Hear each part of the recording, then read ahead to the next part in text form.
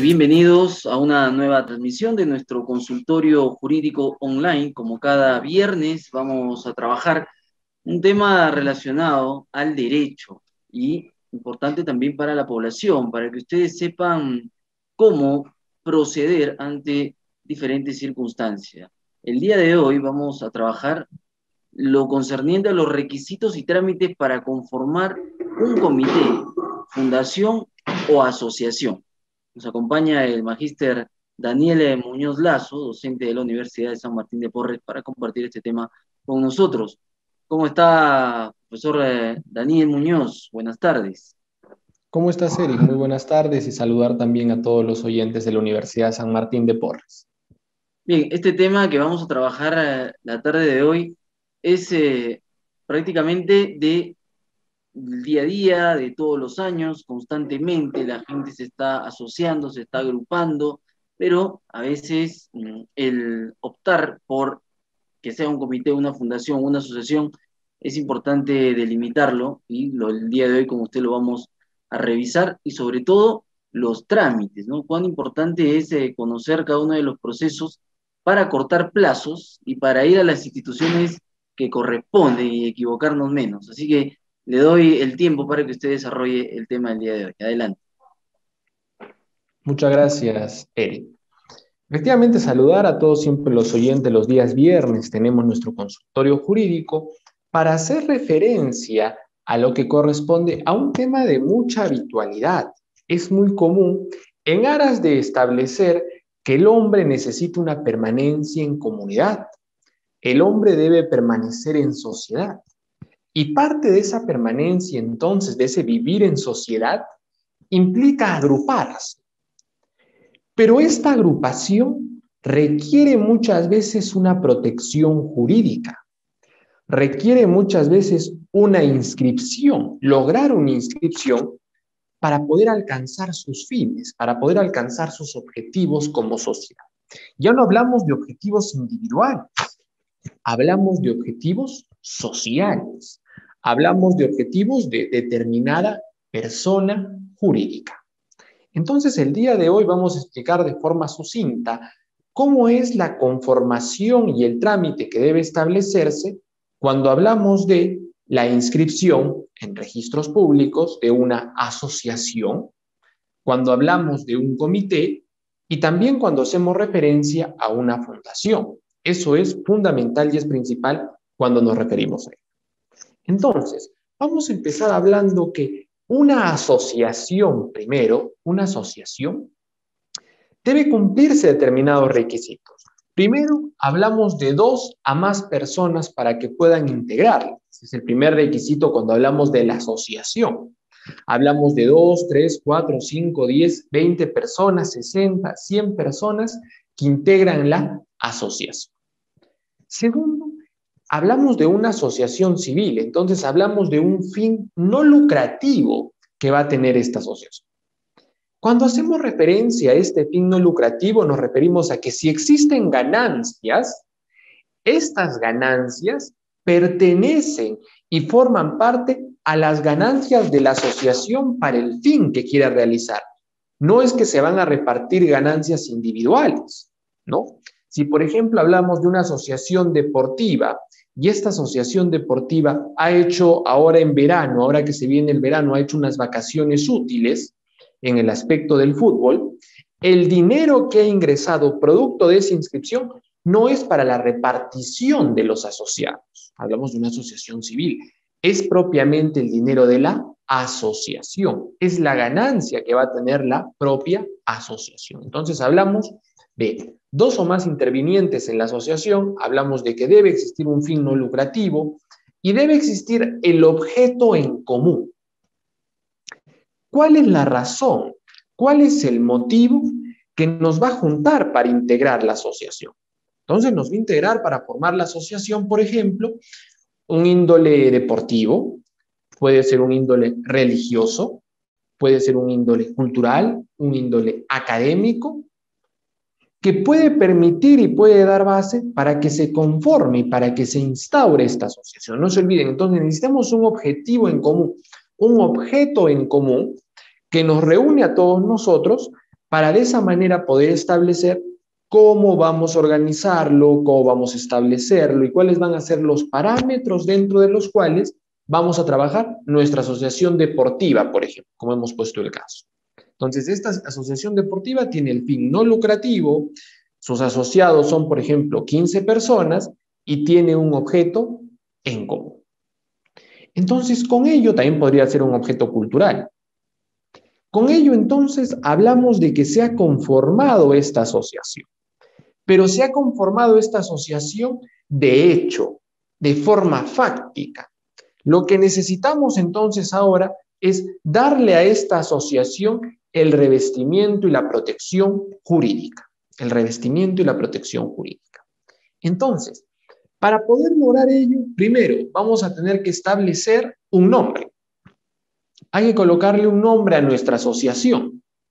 Entonces, nosotros podemos entrar a la página web de registros públicos de SUNAR y ahí vamos a encontrar un link que nos va a permitir ver que este nombre se encuentre disponible. La disponibilidad del nombre de la persona jurídica, porque puede ser de la asociación, porque puede ser que queramos ponerle un nombre que ya es utilizado por otra asociación, generando con ello confusión, generando con ello inducir a error.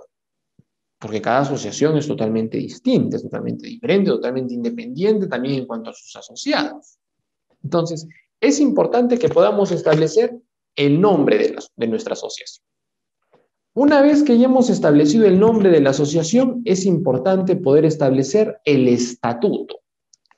¿Qué es lo que va a contener el estatuto? Las reglas de funcionamiento que va a tener nuestra asociación. Entonces, las reglas de funcionamiento, por ejemplo, hablaremos de la duración. ¿Cuál va a ser la duración de nuestra asociación? Vamos a hablar de dónde va a estar ubicada, cuál va a ser el domicilio de nuestra asociación. Vamos a hablar también del patrimonio. El patrimonio se encuentra constituido por bienes, por rentas, por ingresos que tenga la propia asociación. Entonces, también vamos a tener que establecer ello. ¿Cómo se va a utilizar este dinero que, como hemos dicho, no es propio de cada uno de los asociados, sino es propio de esta asociación que hemos creado, que le hemos dado vida? Entonces decimos que fundamentalmente esta asociación va a requerir el estatuto y en este estatuto vamos a establecer el patrimonio, la duración, el domicilio y las reglas de funcionamiento que va a tener nuestra asociación. Eso es fundamental, porque ello le va a dar como espacio directo también al tema de la elección del consejo directivo. La elección del consejo directivo. Porque cuando nosotros vayamos a hacer la inscripción a registros con toda esta documentación, nos van a pedir un requisito fundamental, que es la inscripción, en registros, pero para lograr ello necesitamos la junta directiva. Entonces, en el estatuto también vamos a establecer cómo vamos a escoger a la junta directiva. Entonces, ¿qué es la junta directiva? Como sabemos, una asociación o una persona jurídica no podría tomar sus decisiones con todos los asociados, ¿no? Tomar una decisión entre 50, 60, 100 personas es muy difícil. Por eso se aplica lo que denominamos la democracia representativa.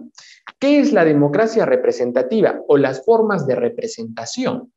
La representación es que un grupo, 2, 5, 10, 20, 100 personas, dan a través de su voto, a través de su consentimiento, la representación a una persona, a 2, a 3 personas, ¿no? Es la figura de las figuras de la democracia representativa. No es una democracia directa, sino es representativa. Escojo a mi autoridad, escojo a mi junta directiva para que pueda tomar las decisiones de forma más eficiente. Entonces, escogemos esta junta directiva que va a estar establecido en el estatuto. ¿Cómo los vamos a elegir? ¿Cómo se va a realizar la votación? ¿Qué necesito para postular como candidato? ¿Y cuáles son los cargos? ¿Cuáles son los cargos? Es muy común entonces que siempre encontremos un presidente de asociación, que es el principal representante, un vicepresidente de asociación, que encontremos un tesorero, un secretario, un fiscalizador, Y podemos también establecer otros cargos que nosotros veamos pertinentes o que veamos oportunos cuando hacemos referencia a, por ejemplo, es una asociación cultural. Entonces nos va a ayudar muchísimo poner, por ejemplo, en nuestra junta directiva una Secretaría de Cultura. Eso es fundamental. Si nuestra asociación va a estar referida a un tema deportivo, pongamos entonces una secretaría referida al deporte. También podemos poner, por ejemplo, un secretario que se encargue de ver todo el tema económico. Eso es importante, establecer esta junta directiva. ¿Y cuánto va a ser la vigencia de esta junta directiva? ¿Vamos a renovarla anualmente, cada 2 años, cada 3 años? Eso tiene que estar establecido en el estatuto. ¿Cuál va a ser la forma de renovación? ¿No? ¿Cómo vamos a renovarla?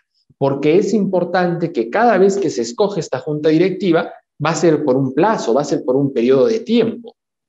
Entonces, cuidado, que cuando vayamos a hacer la inscripción, tiene que estar vigente esta representación. Entonces, la representación debe estar vigente para que pueda ejercitarse estos actos propios de la representación que le ha dado los asociados. Entonces, ese es el consejo directivo. El consejo directivo también podemos denominarlo como el órgano de administración de la asociación. Entonces, toda asociación sine qua non necesita obligatoriamente un órgano administrativo. Una vez entonces que tenemos todo ello, tenemos que constituir nuestro libro de actas y nuestro libro de padrón, debidamente legalizado notarialmente. Porque en el libro de actas vamos a poner todas las reuniones de asamblea, de junta directiva y todas las decisiones que tengamos. Entonces va a estar en nuestro libro de actas, porque ahí va a contabilizarse y va a establecerse todas las reuniones y actos que ha tenido la asociación. Y de igual manera vamos a tener un libro padrón. En este libro padrón de socios vamos a tener todos los socios, porque es importante tenerlos identificados. A los socios, cuándo han ingresado, su dirección, a qué se dedican, sus nombres completos, en aras de poder establecer las notificaciones y la comunicación a los asociados, ¿no? Porque a veces en la asociación se dice, el presidente creo que no le caigo muy bien porque no me han notificado, no me avisaron de esta reunión. Yo me he enterado, y empieza el problema, ¿no? Y empiezan los problemas. Yo me he enterado porque me han avisado. Yo me he enterado porque un amigo me dijo, pero yo no me enteré porque me notificaron, siendo yo socio. Entonces, a mí también han debido notificarme en mi domicilio. Entonces, ¿qué sucede muchas veces? Que no tenemos este libro padrón, o si lo tenemos, se encuentra desfasado. El número de teléfono que yo coloqué ahí, por ejemplo, es el número de celular que ya no utilizo porque ya cambié de número. El correo electrónico que está ahí ya no lo utilizo. El domicilio que coloqué ahí ya no es porque yo vivía alquilado y ahora vivo en otro lugar. Entonces, es importante que este libro padrón de asociados se encuentre no solamente con una permanencia física que exista y que tenga el nombre de los asociados, sino que esté constantemente actualizado. Eso es fundamental. A veces no se actualiza el libro padrón de socios. Entonces, el libro padrón de socios debe estar actualizado. Porque a través de esta actualización nos permite hacer las notificaciones oportunas, por ejemplo, cuando tengamos que escoger a la nueva junta directiva o las actividades propias que realice la asociación. Entonces, una vez que ya tenemos esta base, tenemos que pasar a la siguiente etapa, que es darle la inscripción en el registro correspondiente, darle la inscripción en SUNAR, en registros públicos. Entonces, ¿qué necesitamos para constituirla? Primero, el acta constitutiva. ¿Qué nos va a pedir el registrador cuando nosotros vayamos a dejar nuestros documentos? El acta constitutiva. Esta acta constitutiva, entonces, nosotros primero la presentamos ante el notario.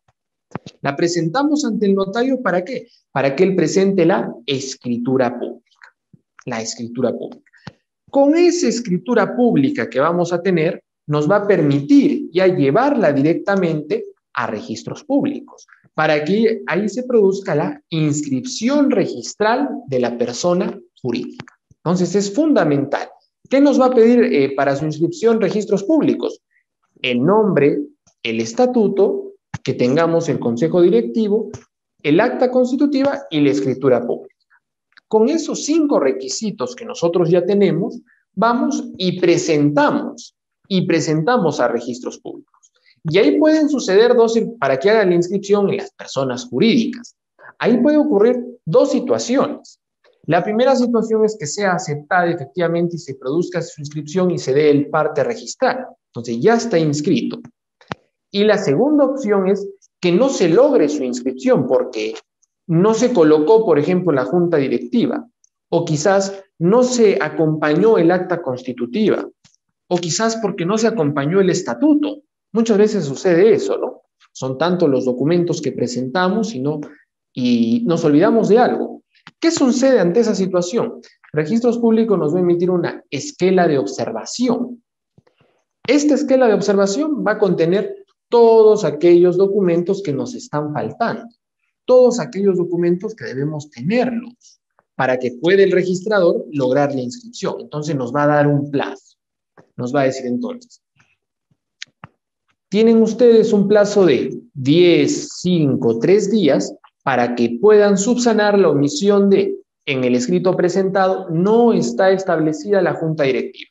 O esta junta directiva no está vigente. Eso es algo que muchas veces sucede, ¿no? Hay la junta directiva, pero esta junta directiva nosotros la escogimos en el 2018 y de ahí no volvimos a renovar. Teníamos que hacerlo en el 2020, pero no lo hicimos por este tema del COVID. Pues no lo hicimos. Entonces, ¿qué va a hacer el registrador? Va a decir, no tengo una junta directiva que sea vigente, que tenga plena vigencia en sus poderes y atribuciones. Al no tener plena vigencia en sus poderes y atribuciones, entonces, deriva inmediatamente una observación. Entonces, va a dar esta esquela de observación con la finalidad de que efectivamente pueda ser subsanado en el plazo correspondiente. Si no lo subsanas dentro del plazo, no se va a producir tu inscripción. Entonces, tienes que subsanarlo. Es fundamental que lo subsanes dentro del plazo establecido. Si se da 3 días, por ejemplo, para la subsanación, dentro de los 3 días, entonces, debe hacerse la subsanación correspondiente. Eso es fundamental para poder establecer ello. Entonces, una vez que hemos subsanado, nuevamente lo presentamos a registros públicos y con ello, si no hay ninguna observación, se da la inscripción. Entonces vamos a tener la inscripción en el registro de personas jurídicas, asociaciones, de nuestra asociación deportiva, de nuestra asociación religiosa, de nuestra asociación cultural, de nuestra asociación académica. Entonces, eso es importante cuando hacemos referencia a cómo se establece y cómo se va a conformar nuestra asociación, porque eso nos va a permitir entonces saber y conocer la forma como se va a desarrollar y ya cómo nosotros internamente vamos a organizarnos.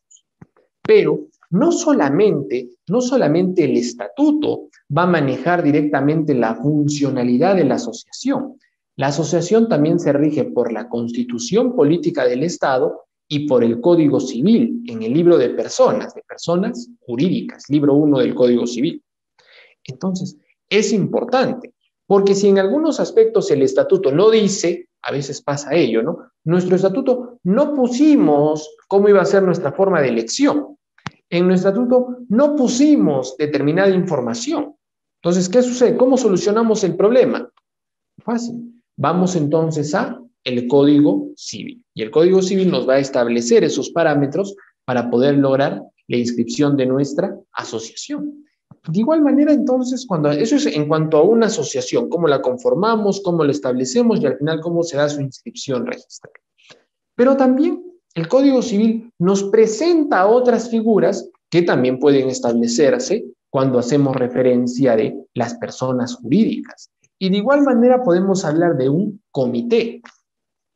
Un comité fundamentalmente, de igual manera, pertenece a las figuras de personas jurídicas, pero ¿cuál es la diferencia con una asociación? Igual busca un fin altruista, igual se encuentra constituido por un grupo de personas, igual requiere un acta constitutiva, de igual manera vamos a tener una junta, de igual manera vamos a establecer su patrimonio. Pero la diferencia es que el comité se va a disolver cuando cumple su finalidad. Entonces acá ya hablamos de la finalidad propuesta, de la finalidad que se ha establecido. Y cuando se cumple esta finalidad, automáticamente se da la disolución del comité. Entonces el comité tiene una función. Está hecho solamente para determinado espacio de tiempo porque solamente busca una finalidad. Muchas veces, por ejemplo, en los órganos de gobierno se instaura lo que es el comité de damas, ¿no? Un comité que se encarga, que en la gran mayoría de veces es personificado por la esposa del alcalde, y ve este comité.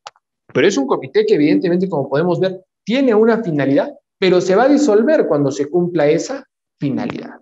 Entonces puede haber diversos tipos de comité que de igual manera tienen que manejarse en base a un estatuto, en base a su acto constitutivo y a su correspondiente inscripción. Pero hablamos de que hay la disolución cuando cumple su finalidad. En la asociación no. En la asociación vamos a hablar de la temporalidad que va a tener en el fin deportivo, académico y cultural y en las actividades que vaya realizando hasta que quizás los socios decidan dar la disolución de la asociación. Entonces, en el comité encontramos esta diferencia. Y otra figura también importante que se utiliza es la fundación. La fundación principalmente lo que busca es la afectación de bienes, la afectación de un patrimonio para un fin exclusivamente altruista, ¿no? Vamos a afectar determinados bienes para un fin social. Por ejemplo, tenemos una amplia biblioteca, amplios libros que ha heredado un gran jurisconsulto arequipeño. Por ejemplo, hablemos de Francisco Mostra. Pues él ha dejado una gran variedad de libros en base a ser uno de los jurisconsultos más importantes que ha tenido la ciudad de Arequipa. Entonces, pero acá viene el tema. ¿Vamos a afectar esos libros para venderlos? ¿Vamos a afectar esos libros para darles un fin comercial? No. Vamos a afectar esos libros para darles una finalidad. ¿Cuál va a ser la finalidad de esa afectación? La finalidad va a ser social. Entonces, hacer la Fundación Francisco Mostajo, porque esta fundación se va a encargar de cuidar, preservar los libros que ha dejado Francisco Mostajo. Entonces, estos libros que ha dejado que pertenecen a su biblioteca van a ser cuidados, por lo que se denomina, así como hablábamos de la junta directiva en la asociación, por los gestores de patrimonio. Los gestores de patrimonio. ¿Quiénes son los gestores de patrimonio? Son aquellos que se van a encargar de el cuidado, administración, mantenimiento y sobre todo dar la seguridad de que efectivamente esos libros no van a ser vendidos, de que esos libros no van a ser sujetos de algún delito, no van a ser hurtados, no van a ser robados, sino que va a haber el cuidado que debe existir de esos libros. Pero también va a tener que estos gestores de patrimonio van a tener que establecer los administradores, porque también hablamos de una administración. Porque al tener un fin social, hablamos de que también los ciudadanos pueden recurrir a esta biblioteca, por ejemplo, para leer uno de esos libros. Entonces, el fin social no solo involucra su cuidado y preservación, sino el fin social también, el fin altruista, es que estos libros puedan ser brindados y puedan ser leídos por la colectividad. Lo mismo que hacemos cuando vamos, por ejemplo, a una biblioteca, la biblioteca de la universidad, por ejemplo. Entonces, cuando hablamos de una afectación, estamos hablando que, ¿qué es lo que se va a afectar? ¿Qué es lo que va a estar involucrado? La afectación del bien. Entonces, ¿cuáles van a ser los bienes afectados? Los libros, por ejemplo. Porque estos libros no son sujeto de algún derecho particular o de algún derecho individual, sino estos libros están sujetos a la fundación que busca un fin altruista, que busca una finalidad social, en base a los gestores de patrimonio y los gestores de la administración. De igual manera, entonces, tendremos nuestra acta constitutiva, tendremos los bienes, tendremos el patrimonio y su posterior tendremos también su nombre, tendremos su objeto social y tenemos su posterior inscripción registral, para que de esa manera podamos conformar nuestra fundación. Como hemos visto entonces, tanto una asociación civil como una fundación y un comité se establecen en que tienen muchas similitudes en su acto constitutivo, pero la diferencia principalmente se establece en cuál es el objetivo que queremos lograr, cuál es el objetivo que deseamos realizar. En base a ese objetivo que querramos plantear, es que vamos a poder establecer si lo que más nos conviene es instaurar quizás una asociación, como hemos dicho, no lucrativa, con un fin deportivo, con un fin religioso. Quizás no nos convenga más ello. Quizás lo que nos convenga más es poder hablar, por ejemplo, de un comité que cumpla determinada función, ¿no? Entonces hablamos, por ejemplo, de un comité para cumplir determinada labor social en el tema, por ejemplo, del friaje que se viene en el invierno, o un comité cuando hacemos referencia, ahora que viene el fenómeno del niño de la niña. Entonces, generamos un comité. Ojo, que se disuelve cuando se cumple ya la finalidad, cosa que la asociación aún continúa según su plazo de vigencia. Pero si lo que vamos a hacer es afectar bienes, porque debemos cuidar bienes, por ejemplo, los libros que habíamos hecho mención, tenemos que cuidarlos, preservarlos y administrarlos, no hablamos exactamente de utilizarlos con una fin, no nos ayudaría mucho una asociación, tampoco nos ayudaría un comité, porque no se trata solo de cuidarlos y después los dejamos. No, no, no. Deben ser preservados porque son parte de la historia, son parte del patrimonio social, regional, del patrimonio humano o del patrimonio de la propia ciudad que existe. Entonces, evidentemente, no se pueden descuidar, ¿no? De nada serviría que tengamos los libros cuidados y preservados durante 20 años y en el año 21 se pierden, en el año 22 se deterioran, en el año 23 ingresa una lluvia y malogra todos los libros, ¿no? ¿No? Entonces, hablamos de el cuidado que debemos tener respecto de la fundación. Entonces, esas tres figuras jurídicas que establece el Código Civil están reguladas en el Código Civil y el Código Civil también establece, como habíamos dicho, qué es lo que sucede en el caso de que el estatuto no diga determinados hechos. Por ejemplo, nuestro estatuto no regula el tema de las votaciones, no lo regula. Nuestro estatuto no regula el tema referido a la inscripción, no regula lo establecido respecto a la elección de junta directiva, o es muy ambiguo, no se deja entender, no se deja comprender. Entonces, ¿qué hacemos para solucionar ello? Recurrimos al Código Civil, porque el Código Civil entonces va a ocupar ese lugar respecto a ese aspecto en el cual tenemos duda, en el cual tenemos incertidumbre. Entonces, cumple esa función para de esa manera poderlo entender, poderlo comprender y poder establecer mejor las decisiones que se instauren. Por eso el Código Civil, en su libro 1, es el primer libro que vamos a encontrar en el Código Civil, en la primera parte hace mención a la persona natural. Nos hablará entonces del nombre, de domicilio, cuando una persona está ausente, desaparecido, la muerte presunta, por ejemplo. Pero cuando hacemos referencia a la persona jurídica, hacemos referencia exclusivamente a que esta persona jurídica requiere, bajo cualquier modalidad, asociación, fundación y comité, su inscripción correspondiente. Claro, hay muchas asociaciones, muchas fundaciones y muchos comités que no están inscritos, que no tienen una inscripción registral, que simplemente vienen trabajando quizás de una manera fáctica, de una manera de hecho. Sin embargo, ¿dónde se presenta el principal problema? Que al no tener una personería jurídica, pueden tener responsabilidad directa sus miembros. Ya no va a haber una responsabilidad de la asociación, no es la asociación la que responde, sino van a responder sus propios integrantes, sus propios miembros, porque no está inscrita, porque no está reconocida. De igual manera, cuando quieran acceder quizás a alguna donación o quieran trabajar con una institución pública, les van a pedir su inscripción registral.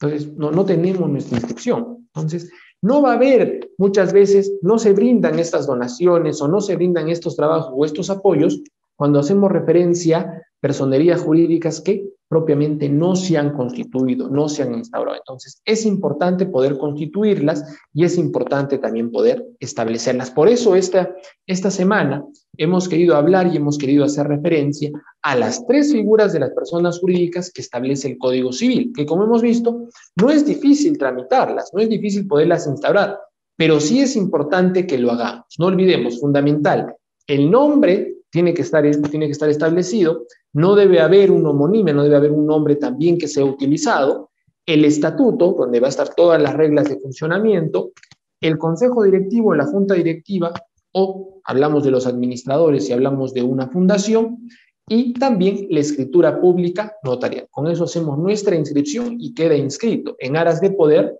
tener seguridad jurídica, personería jurídica, que la asociación asuma la responsabilidad y también que podamos establecer cualquier tipo de requisito, salvedad que sea necesaria, lo revisamos en el Código Civil. Entonces, esa es la manera como hemos establecido y como hemos conformado, según sea el caso, nuestra asociación, nuestra fundación y nuestro comité. Como lo vemos, es un tema muy práctico, muy fácil de realizarlo, pero siempre es necesaria una asesoría jurídica de un abogado para que pueda permitirnos y pueda de esa manera desarrollar también y hacer de forma más célere,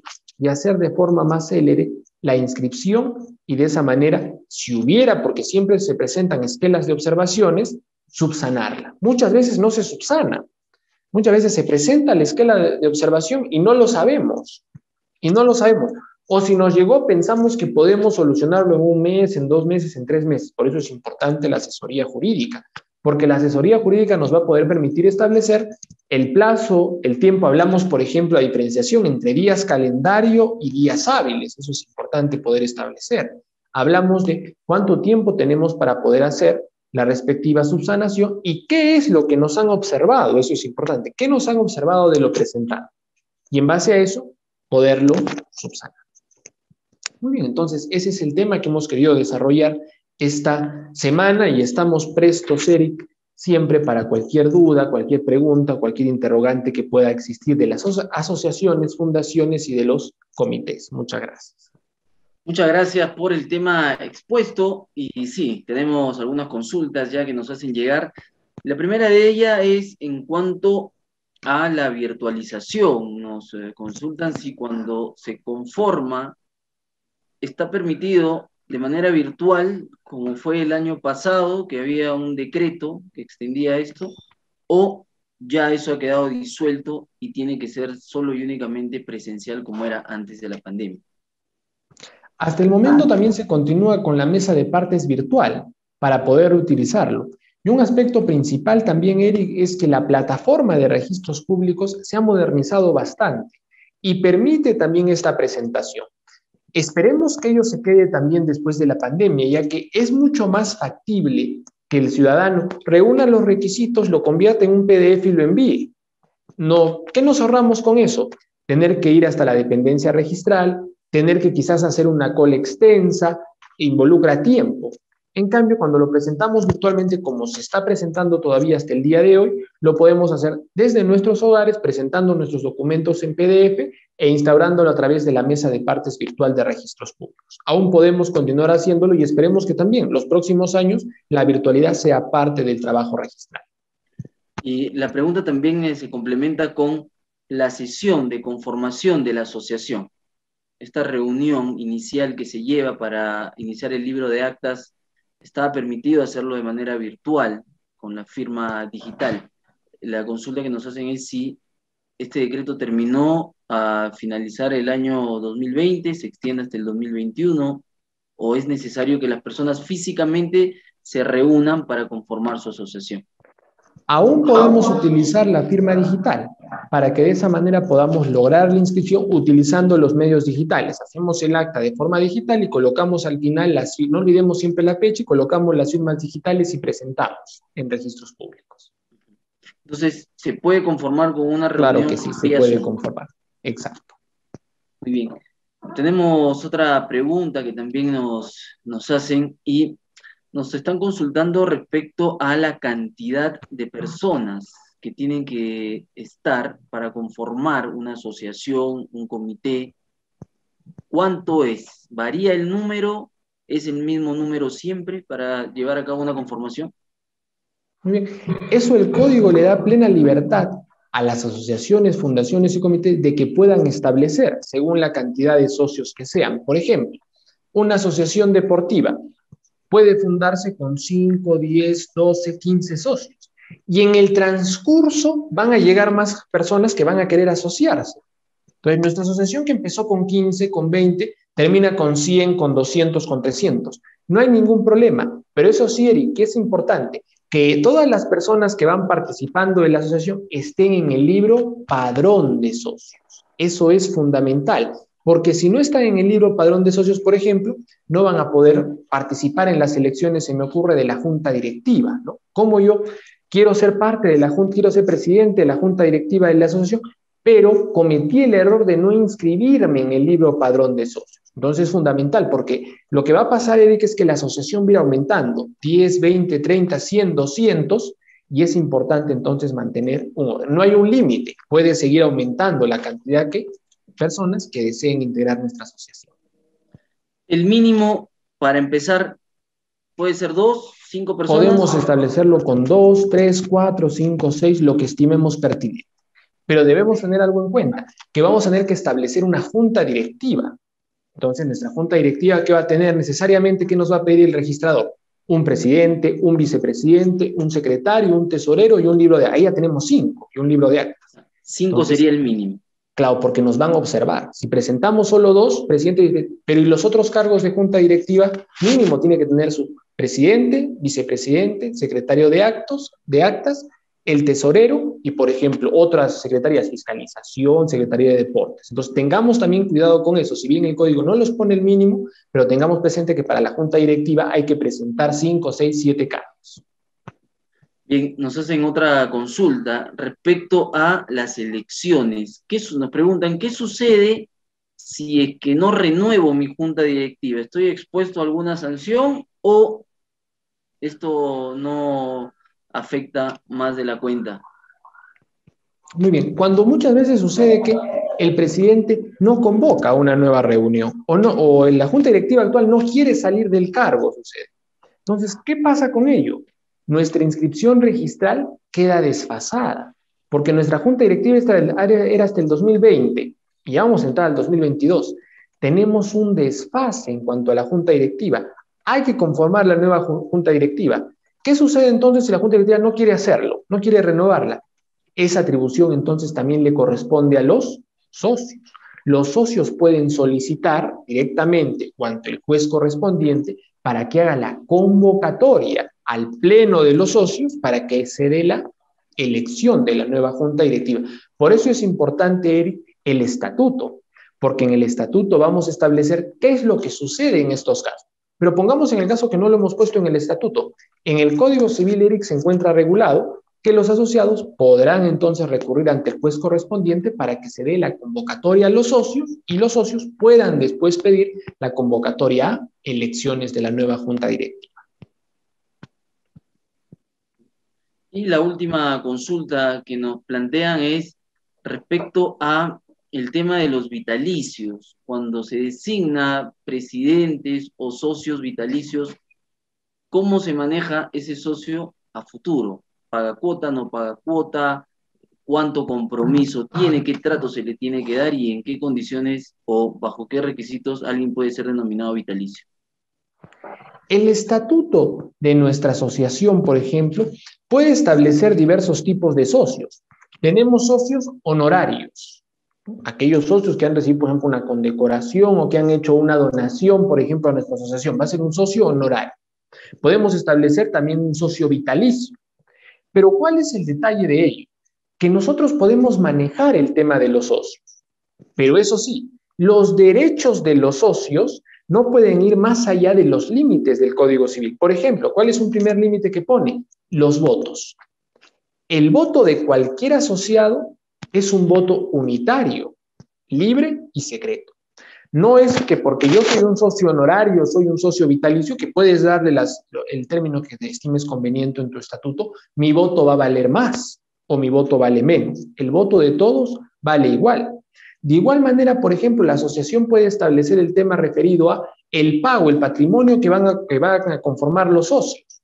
Y ahí se puede establecer, ¿no? Por ejemplo, una diferenciación en cuanto a el socio honorario, por ejemplo, él no participa de nuestras reuniones, porque solo es un socio que ha apoyado en alguna medida a la asociación. Esas diferenciaciones pueden establecerse, Eric, sin ningún inconveniente. Pero eso sí, si alguno de ellos participa de la junta directiva, ya pierde completamente ello. ¿Por qué pierde completamente, por ejemplo, el tema de honorario? Porque al ser ya de la junta directiva, representa a todos los socios.